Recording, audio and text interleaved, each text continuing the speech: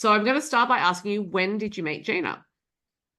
First met Gina back at the start of 2020, before all the craziness. I came up to the Central Coast from living in Melbourne at the time and met with her husband, Rod McCormack, who has produced all of my music. That was before we'd done anything. And it was kind of the initial meet and greet to see how, we could all work together. What do I need? And that's when I first met Gina. They hosted me and was so welcoming. And I feel like Gina and I just instantly clicked. It was one of those moments where you're like, oh, I feel like I've known you forever, which was awesome. And as I started working with Rod, obviously then got closer with Gina as well. She took me under her wing and mentored me and has just been a beautiful friend ever since, really.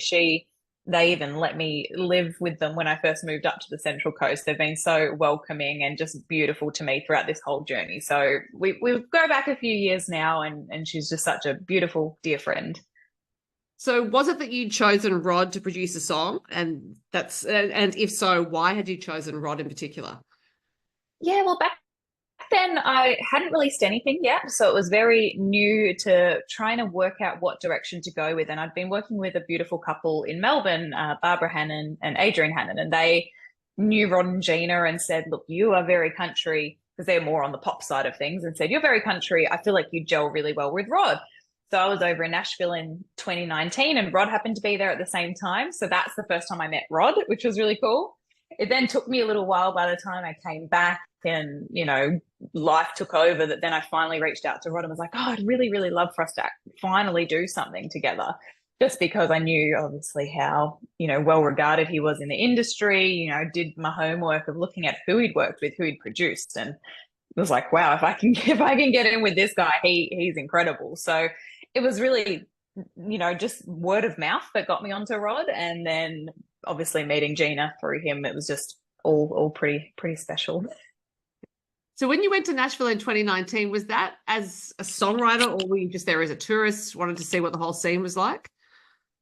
That was my second trip. So I first went in 2018, if it's testing my years right now. It all feels like so long ago. But yeah, 2018, I went for the first time to the Tim Pan South Songwriting Festival that they have on, which is such a cool songwriters week essentially in Nashville. So I went over that year, loved it, decided to go back again the second year. The first year was really just being a bit of a tourist and doing a seminar that they had on and kind of dipping my toe in and ticking off that bucket list dream of going to Nashville.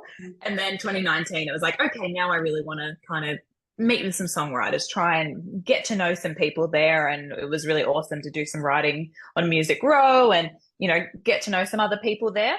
Also, then getting to meet Rod.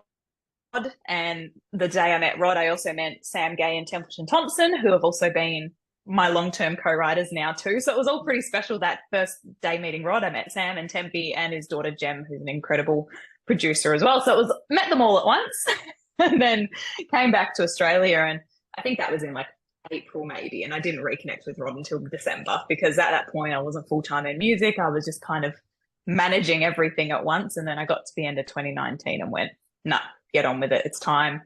You need to reach out. You need to connect. And then fast forward 2 months, I'd quit my full-time job and was like, yep, we're doing music. Let's do it.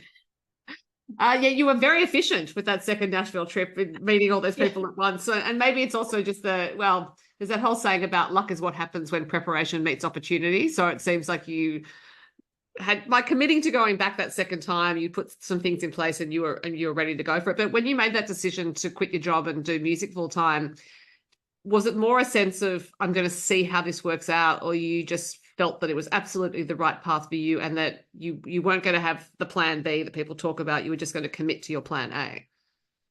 Well, it's one of those funny things for me. I've always known I'd end up doing music. That's always been the goal. It was more just at the time falling into other careers and being like, okay, I've got to earn money, obviously. But after I was up here on the Central Coast and meeting Rod and Gina for that first time, January 2020, it was, I think, the week before Tamworth or the week after. It might have been, it was either side of Tamworth. Like they'd either just got back or were just going. I can't remember which one.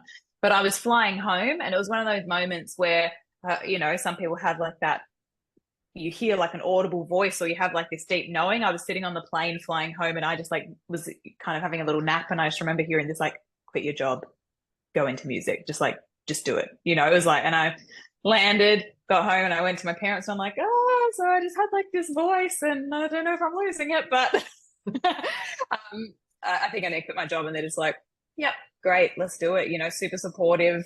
At this point, Rod and I were working towards going to Nashville. That would have been March 2020. Didn't happen. Obviously, we canceled the trip 24 hours out, I think, or 48 hours out, because it's when everything was imploding. But that, weirdly enough, reflecting back, I don't think that was a bad thing not going, because we were able to do just as much. We did everything on Zoom. You know, we were able to still work with all the people we would have worked with. But if anything, we almost had a bit more time and flexibility. If we did the trip, we would have been in and out 10 days, like get on with it. Mm-hmm. But instead, we took time because we all had time, and just took that time to have all the relationships develop. So I feel like I let everything progress a lot more, maybe naturally rather than forced.